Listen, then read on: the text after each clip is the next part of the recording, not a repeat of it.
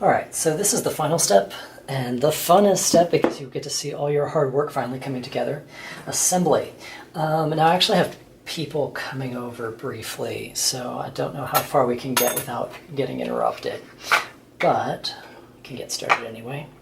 The first step I usually do is put the bicep guards together, and what you're going to have is these two are riveted to each other there, and this one has the straps coming off underneath it.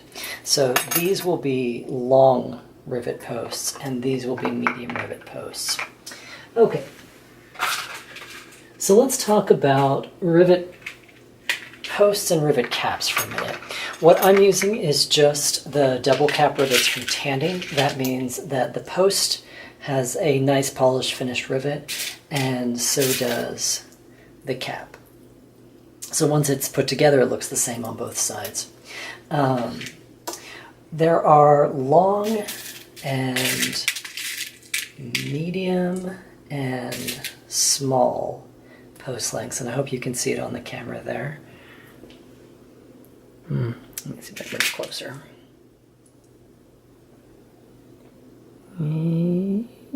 Trying to find the sweet spot. Yep, there we go. Okay, and if you use rivet posts that are too long, they'll slide sideways when you try to set them, and you'll have to pry them out and do it again. If the rivet post you use is too short, then the cap's not going to be able to grip on them. The post kind of mushrooms over underneath the cap when you set the rivet. When you hammer them together, the top kind of folds over, and that locks it in with the rivet cap.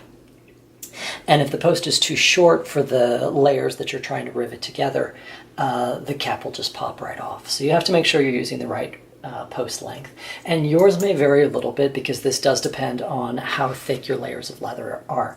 Sometimes 2 layers of 9/10 ounce leather, which is what this is, are too thick for the medium post lengths, which is really annoying because the long is usually way too long. So I'll be using the long post length for 3 layers. So 2 layers of the 9/10 ounce and 1 layer of the about 5 ounce oil tan. And we're also going to be riveting the little bicep guards to this thing, which will hold them in a nice line, and it will keep them from opening too far, because you don't, once they're going to be riveted on the edges there, but you don't want them going like bleh, so that will keep them in a nice orderly line, and it won't show at all from the top. I mean, this is something that, a piece that you wouldn't even know is there looking at it, but this is going to be our first one.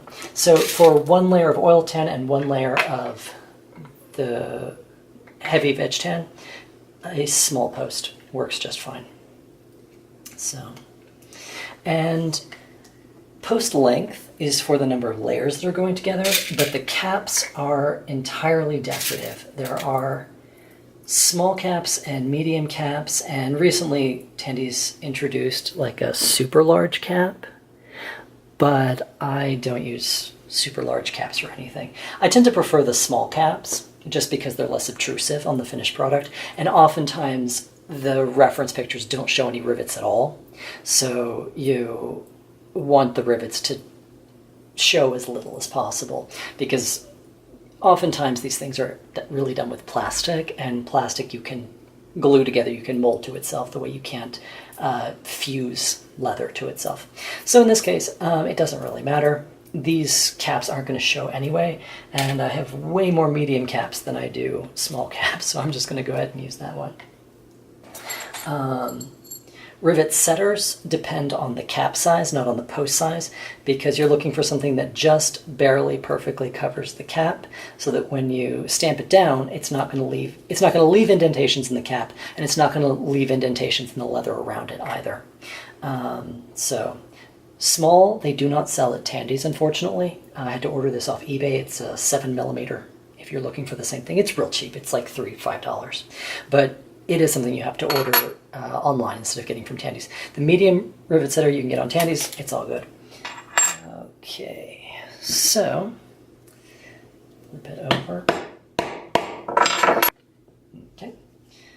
Nice and good. And I am doing this with the suede side up because this is actually going to get rubber cemented to the underside there, because there is no rivet in the center of this to connect that tail end there. So it's just going to be connected with a strip of contact cement there. And that's fine. There isn't a great deal of stress. In fact, I don't think there's any stress being put on that attachment. So it doesn't need a rivet. It just needs something to hold it lightly in place. Okay. Next, small post. And medium cap.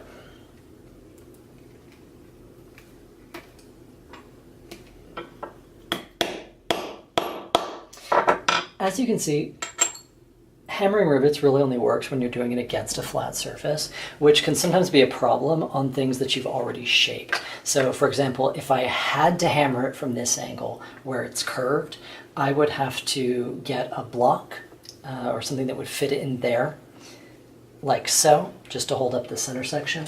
And I would have to take an anvil, which has different size little indentations for different size caps, and put it underneath there to kind of secure the rivet in place, and then hammer it down. But that's a bit precarious and it's not ideal. So whenever possible, you want to rivet things, even if it means getting on the edge of the desk so that you can hammer it at an angle like that. Okay, so now you will take medium posts and attach these side pieces together. These shoulders, or these little plates look articulated, but they don't really do much in the way of flexing open and closed. They really just kind of sit like that, and that's okay. This is costume.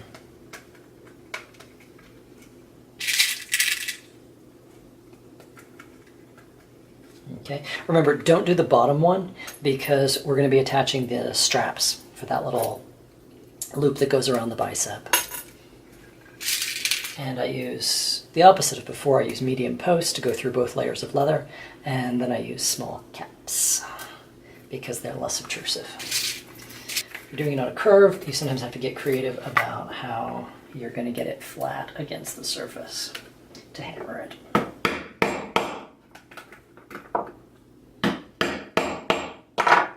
Okay. Remember, you should always be using a non-metal mallet for this. You can use rawhide or wood or rubber in a pinch. Plastic is fine. You want something that's not going to bounce much. You really want a dead blow hammer. But if you use metal, you are going to deform your tools and you are likely to crack your work surface if you're using metal. Crack it right down the middle. All right, so now that's a long rivet post right there, and that is sticking up a little bit far. I think that one will be fine.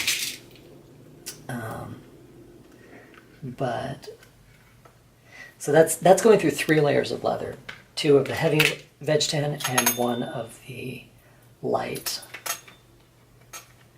oil tan, and it's still poking out a little bit longer than it needs to, but hopefully not so long that it slides sideways. So when you're attaching buckle straps like this, this is the front of the piece and that's the back of the piece. So whenever possible, you want the tail end of the strap to be facing backwards, so like towards the back, or outwards. So for example, on the Wonder Woman greaves, there's a strap like this that goes around the lower thigh, and you want it facing outward, so if like going that way. Because otherwise, if they're both facing inwards, they'll be flapping against each other, and you will know that you have put your greaves on wrong. Okay.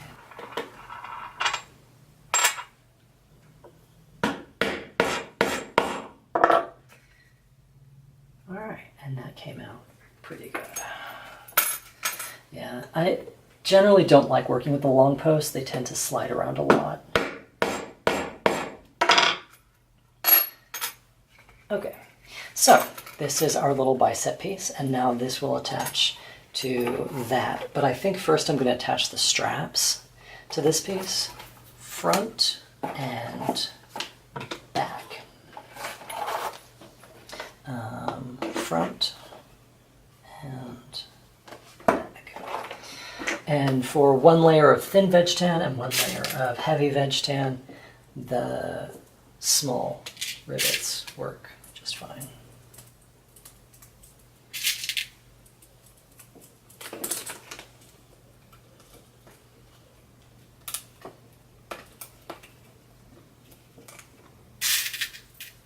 Go ahead and use medium caps on the back though, because it's not going to show. And as you do stuff like this, you'll wind up with more of one than another.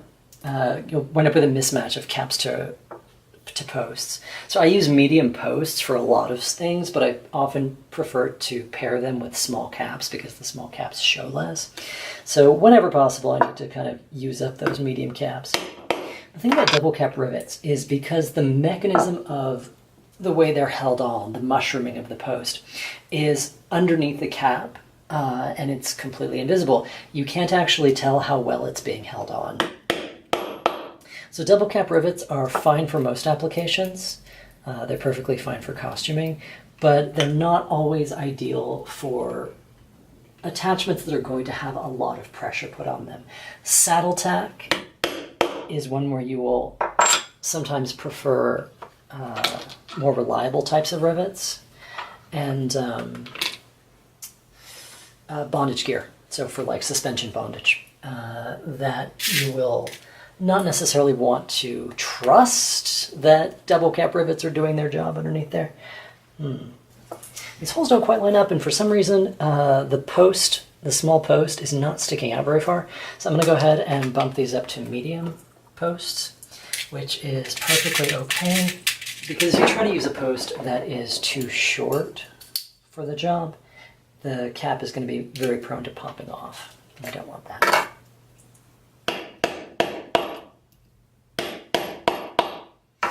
It really doesn't matter which side you hammer down. It will create a slightly different effect. If you're hammering flat against the marble surface, the rivet itself will come out very flattened, versus if you use the rivet setter, it'll come out with a dome. And aesthetically, I think they look about on par, but you do want them to match. So you wouldn't want to like set that one face down and then set this one with the rivet facing up, because it would come out looking kind of funny and kind of different. Okay, so let's see if this is,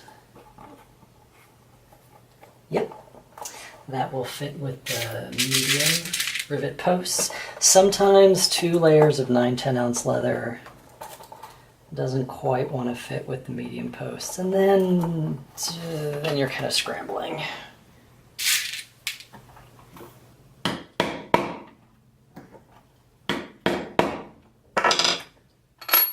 Okay, and this little guy, just do the, so you put the, there's 2 holes and then there's 1 hole, and these 2 holes are going to attach to this. Now let's go ahead and do this one.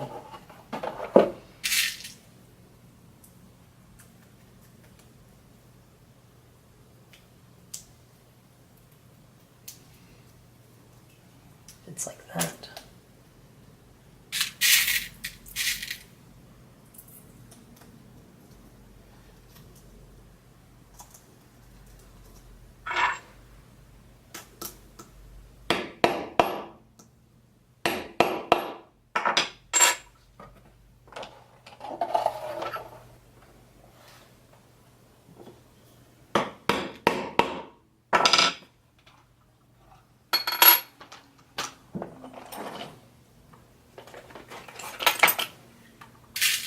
For 2 layers of the thin veg tan, you can do small posts. That works fine.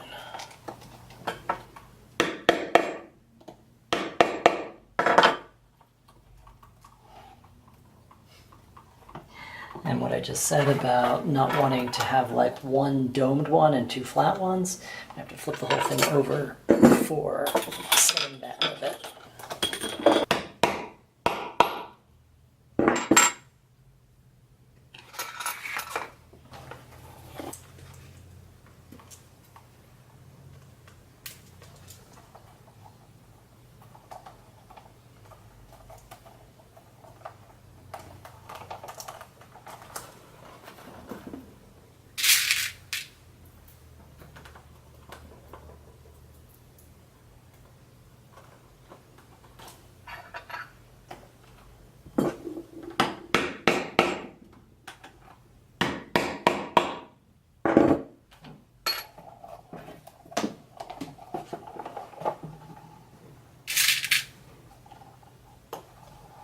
This one, you might want to set a little bit loosely so that this can rotate,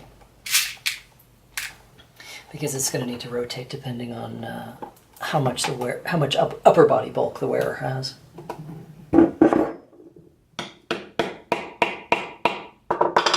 So that is the straps. Now,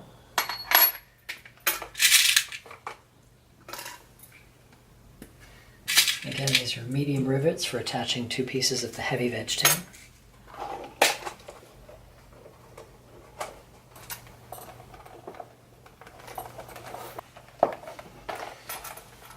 You need to do something a little bit creative to get yourself a flat surface here.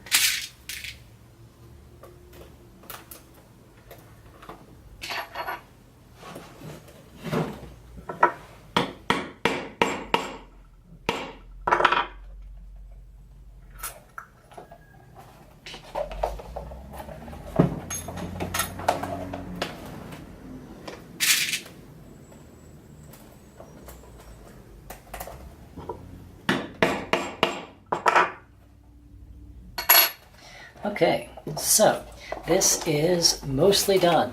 The only thing left to do on the shoulder piece is to rubber cement down, or to anchor down this. So, and that is done with contact cement.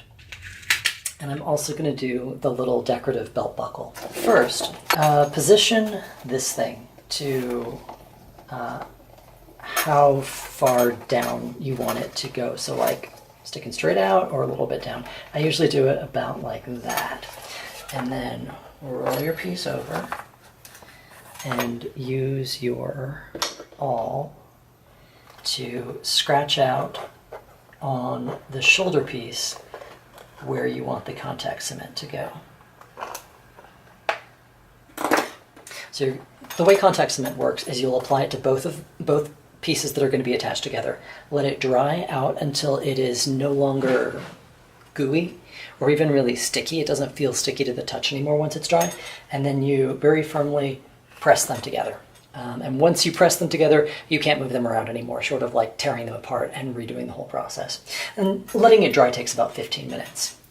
And the other thing we're going to contact cement is these 2 pieces. So this is the fuzzy side of the little oil tan piece that I'd cut, and this is the buckle piece. So they're going to be sandwiching the belt between them. I call this a buckle. It's not actually. It's just this little decorative slidey piece. So you will take a gel pen or something, because that's what works on the oil tan leather, and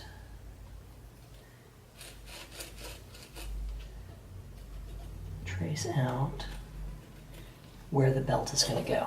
So now we're going to put contact cement in these places. And same thing here.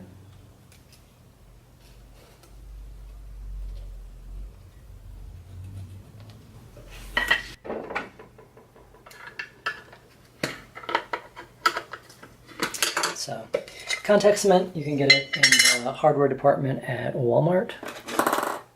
I apply it with a brush, but it has to be a brush that you don't intend to use for anything else ever again, because the contact cement is going to get fused with it. And then just dab on relatively. Contact cement works by bonding with itself. It bonds with itself really, really strongly. It is kind of the go-to in foam crafting as well, I'm given to understand. And the places where the contact cement bonds with itself is actually stronger than the foam itself. The same is not true of leather.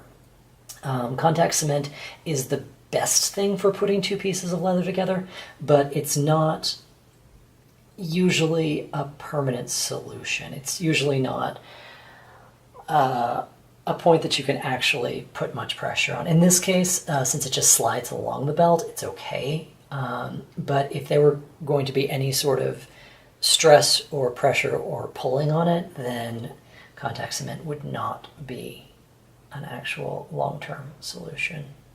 And then you put that aside to dry. And I'll do the same thing to the shoulder. Unfortunately, you can't do this until after the shoulder's been assembled. And you probably can't see it from the camera, but the part I scratched out is right in there. I scratched an outline of that shape. You don't want them to touch each other while they're drying, so I'm going to try to keep this tipped forward to keep them from touching. Put that aside and wipe off the excess. So it is going to dry into that little flat wedge shape, which is fine because that's a good shape for applying contact cement next time. Now we are attaching the button studs to the belt. Involves 2 small black button studs and 2 large black button studs.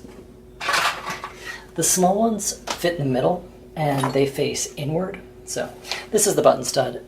You slide the piece of leather's got a hole in it with a little slit coming off it, and you push the button stud through that.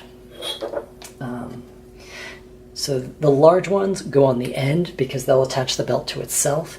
The small ones go in the middle facing inward, and that's what you will attach the straps coming off the shoulder to. That's what will hold the shoulder in place to the belt. So first you unscrew all the button studs. Since button studs do screw onto this post here, if they get a lot of work going back and forth, if they get a lot of use, they are very much in danger of coming unscrewed over time. So the way to get around that is to take some super glue, or you can use clear nail polish for this, and put a drop of it inside the button stud before you attach it. And then you take a flathead screwdriver and tighten it up. Very nice. You can still break that attachment if necessary, like really force it to come unscrewed if you realize you messed up or something and you need to remove it. But it is not going to come undone by accident, which is good. Okay, and that's that. So these button studs attached to the holes on the end, and these are going to be really stiff at first because this leather is so thick. What you can do the first couple times, they will loosen up with use, but what you can do the first couple times to make it easier is to take a burnishing awl or a chopstick, if you don't happen to have one of these tools, and go from the underside and really work it around, and that'll help you force that guy through. I'm not going to force it through because I don't know which set of holes the wearer is going to be wearing it at, and I don't want to make one look all janky. But yeah, and here is that. And the buckle is going to go right here. Let's see, is it ready? I think it is. All right, so center it up and then move the oil tan down just a little bit. Press it down. Press it down. And you'll notice that it's wavy like that. That's fine. That's how it's going to have space to fit the belt. All right. And oftentimes it helps when you're trying to get the contact cement to really bond firmly is to take a plastic mallet and tap it down a bit.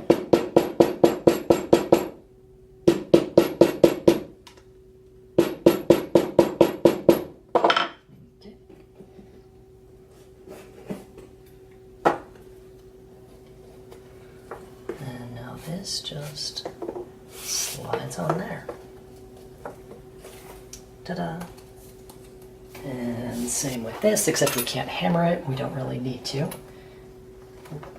So line up where the two are supposed to fit together, and then press it down firmly.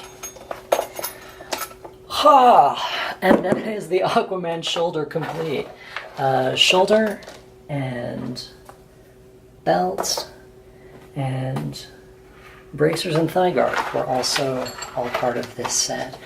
I hope that was helpful. Didn't really write a capstone for this project. Usually I'm just like, okay, now in the box, time to go.